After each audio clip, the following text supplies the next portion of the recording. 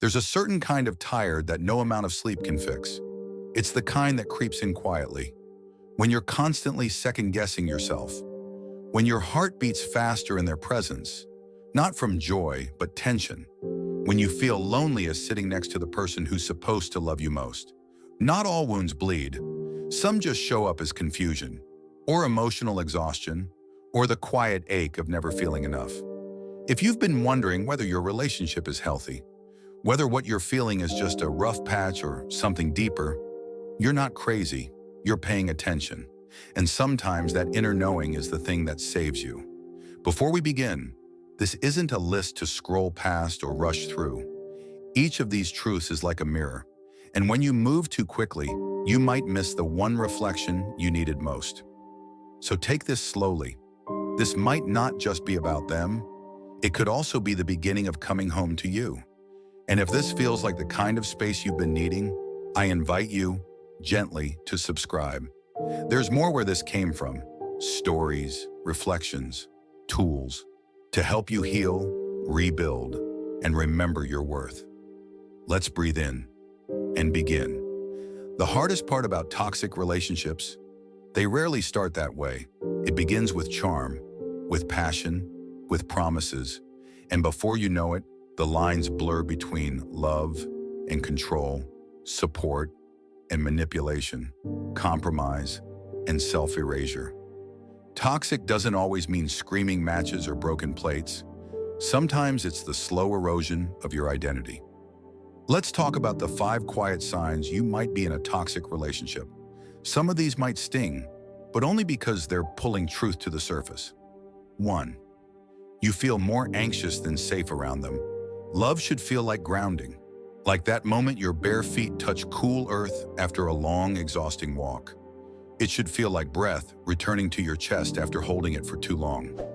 Like exhaling, not bracing, but with them, you're always on edge. Not because they're yelling, but because you never quite know who they'll be today. Will they be warm, cold, distant? Will they joke with you or ignore you? Will they lash out or say nothing's wrong with a tone that says everything's wrong? Your nervous system is in a constant state of surveillance, always scanning the emotional weather, always trying to predict the next storm. You start walking on eggshells, carefully picking words, avoiding sensitive topics, even adjusting your tone just to keep the peace. And if you do speak up, even gently, suddenly you're the problem. You're overreacting. You're too sensitive. It was just a joke, or worse. Why are you always starting something? So you start to shrink, to adapt, to rehearse texts before sending them, to analyze your tone and voice notes, to hide the parts of you that might stir conflict. You start to manage their emotions more than your own, and soon the relationship becomes less about love and more about survival. Here's the hard truth. When the person you're supposed to feel safest with becomes your source of stress, your body will notice, long before your brain is ready to admit it.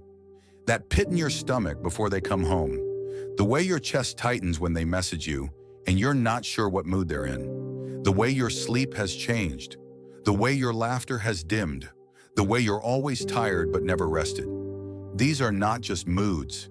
These are signs of chronic emotional anxiety, and they're easy to overlook because your heart wants to believe this is love, wants to believe this is just a phase, wants to believe that if you just love harder, try harder, give more, things will go back to the way they were. But I want to ask you something only you can answer. When you're with them, do you breathe deeper? Or do you tighten your chest and play pretend?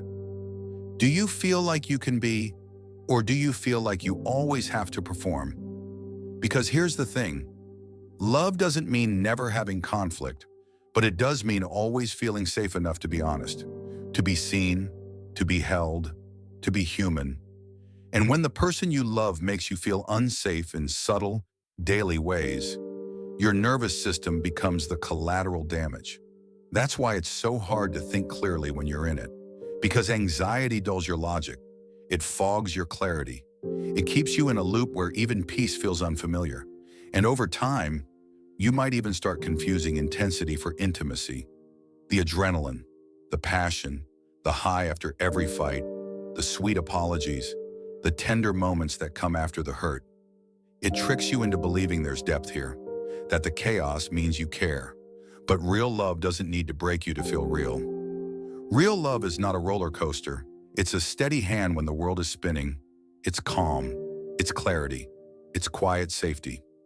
So I'll ask again, when you're around them, do you exhale or do you brace? Because the body never lies, even when the heart tries to. And if that hits something in you, the next sign might explain why you've been silencing your truth for so long. 2. You can't be fully yourself. At first it's subtle. You laugh a little softer, you speak a little less.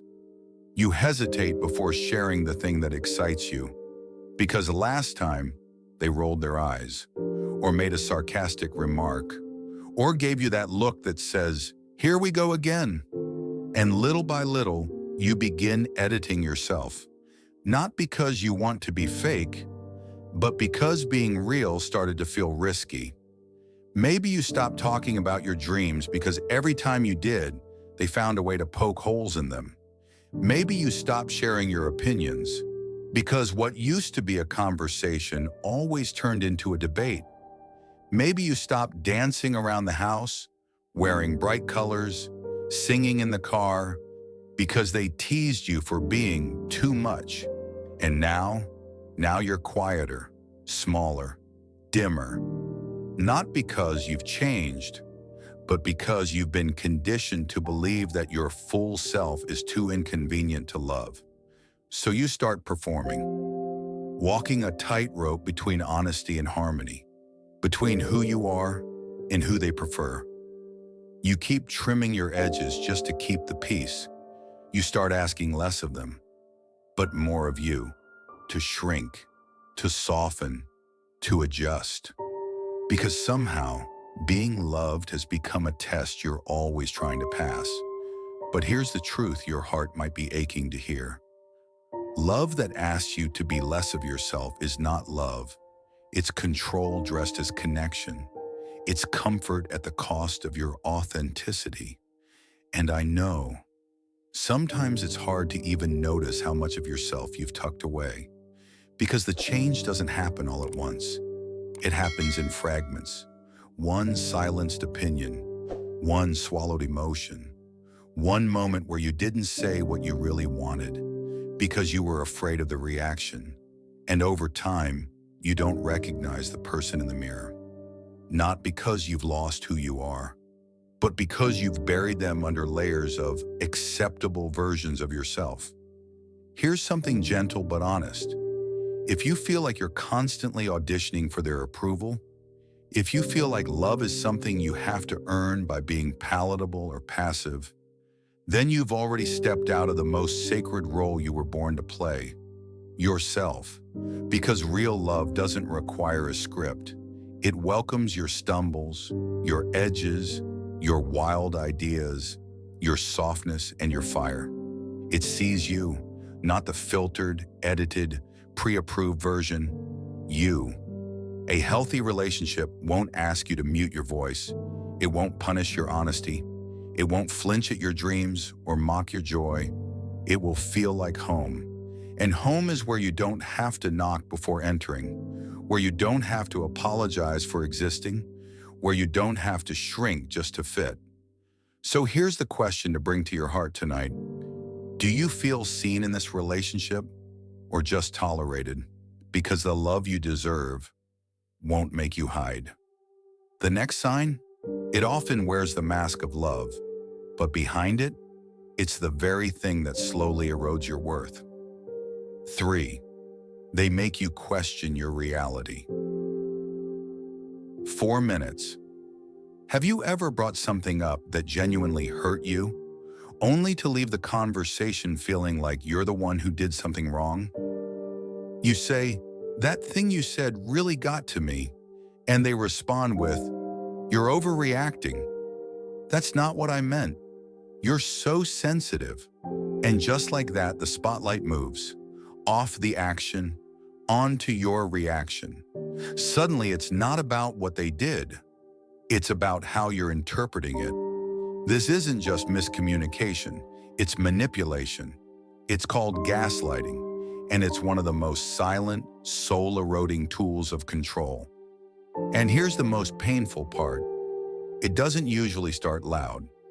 It starts with tiny fractures in your trust. Not in them, but in yourself. You begin to wonder, maybe I am too sensitive. Maybe I did remember it wrong. Maybe it really was my fault. So you stop bringing things up. You stop expressing your hurt. You stop trusting your gut. Because every time you do, it gets twisted into something ugly. And somewhere along the way, they become the narrator of your story. They tell you what's true, what happened, what didn't. And you're just the confused character trying to keep up, trying to stay grounded in a reality that keeps shifting beneath your feet. But I want to say this slowly, clearly, and in a way your heart can't unhear. You are not crazy. You are not broken. You are not imagining it. What you're feeling is real. What you experienced is valid. And your confusion, it's not weakness. It's a sign that something is off. Something is being tampered with. Healthy love doesn't spin stories.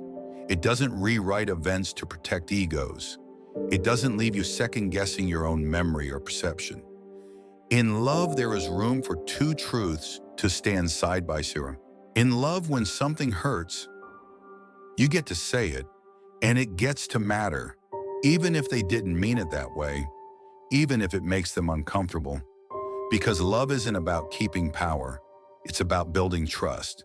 So if you've been feeling foggy, like your thoughts can't land, like your instincts have grown quiet, it might not be because you're lost. It might be because someone else keeps moving the map. Here's a gentle but powerful reminder. You are allowed to trust yourself. You are allowed to speak up. You are allowed to remember what happened the way you experienced it, because no one else gets to narrate your life story but you. The next sign? It's one we often mistake for passion, but underneath the fire, it's where control and power quietly begin to grow. 4. Everything is conditional. Have you ever felt like their love comes with a price tag? Like kindness, affection, or even just basic attention isn't freely given, but something you have to earn over and over again. Maybe when you're doing what they want, you get the warm smiles, the sweet words, the feeling of connection. But the moment you say no, the moment you set a boundary, the moment you simply exist on your own terms, that love shifts. It pulls away, turns cold or silent, like you're suddenly on trial, waiting for the verdict. That's a transactional kind of love, a love that feels like a constant performance review, where approval is never guaranteed, and the bar keeps moving. And here's the thing, love should never feel like a hostage situation. It shouldn't punish you for wanting to protect your own heart. It shouldn't vanish when you need it most. If love only shows up when you behave, that's not love, that's control. You might have started believing, I have to earn their kindness. I have to bend, shape, become someone else just to keep the peace. Love is fragile, too fragile to survive my boundaries or my wrong moments. But here's the truth you might not want to hear, but your soul needs to know. If love feels conditional, if it hinges on your compliance or your ability to please, that's not love. That's a contract signed in fear. Real love, true love, loves you. Not a version of you that's convenient or acceptable. Not the you who stays small to avoid the storm, but you in your messy, imperfect, beautiful entirety. Ask yourself, are they loving me for who I am, or for who I become when I please them? Because the difference isn't small, it's the difference between freedom and captivity, Between breathing deeply and holding your breath, always waiting for the next shift. If you find yourself constantly watching your steps, walking on invisible lines just to keep their love, that's a warning light blinking loudly. And I want you to remember this. Love isn't a performance. It's not a contract with hidden fees. It's a space where you show up fully, without fear of losing affection, where your boundaries aren't punished, they're respected. When love is real, it chooses you freely, even on your hardest days, even when you don't get everything right. So if you're tired of feeling like you have to earn love, maybe it's time to rethink what love really means. And the last one, it's the hardest truth to admit. But once you do, it changes everything about how you see yourself and your relationships. 5. You're losing yourself. You used to laugh more, dream more, feel more. Now, you're a shell of who you were. You second-guess your choices. You feel foggy. And somewhere deep down, you know something isn't right. Think back to who you were before this relationship. You laughed more freely, really laughed. You dreamed without hesitation. You felt deeply with color and texture. You were alive in your own skin. Now look at you. Maybe you don't even recognize yourself anymore. Maybe you catch glimpses of that old you, but they feel distant, like a faded photograph. You second-guess everything, the smallest decisions, the biggest choices. You feel foggy, disconnected. And somewhere beneath all that fog and numbness, a quiet alarm sounds. You know something isn't right. You feel it in the pit of your stomach or the tightness in your chest. You can't quite name it yet, but your soul knows. You're not the person you were meant to be in this relationship. Because real love that's meant to last, doesn't erase you. It doesn't demand you shrink, dim, or disappear. It expands you. It nourishes the parts of you that need sunlight. It invites your laughter back. It encourages your dreams. If the cost of being with this person is your mental health, if you've sacrificed your peace, your sense of self-worth, your identity, then what you're living in isn't love. It's a cage. And you don't have to stay there. You don't have to keep betraying yourself just to belong. You don't have to lose your spark so someone else can feel whole. So take a deep breath right now and ask yourself honestly, who was I before I met them? What did my life look like? Who did I love being? And then, who do you want to be now? Not who they want you to be, not who you think you should be, who you want to be, because you deserve a love that restores you, not one you have to recover from. You deserve a space where you can show up fully, unapologetically, where your soul feels safe to grow, to shine, to thrive. You are worthy of a love that feels like home, not a prison. And remember, the hardest part is often the first step. But once you take it, everything changes. You don't have to do this alone. And this journey back to yourself, it's the most powerful, freeing journey you'll ever take. If something in this video echoed inside you, if you felt seen, even for a moment, consider subscribing. This space is here to help you come back to yourself. One truth, one breath, one step at a time. Let's gently revisit what we uncovered. You shouldn't have to feel anxious to be loved. You shouldn't have to edit yourself just to be accepted. You shouldn't have to question your own reality. You shouldn't have to earn kindness. And you shouldn't have to lose yourself to keep someone else. This isn't about judgment. It's about clarity. Toxic relationships don't just break your heart. They break your connection to self. But here's the good news. You can rebuild. Not all at once, but breath by breath, choice by choice, truth by truth. You're not alone in this journey. And you're not too broken to begin again. You're worthy of peace, of soft love, of a life that feels like truth. Thanks for being here, genuinely. Until next time, stay rooted, stay real, and most of all, stay with yourself.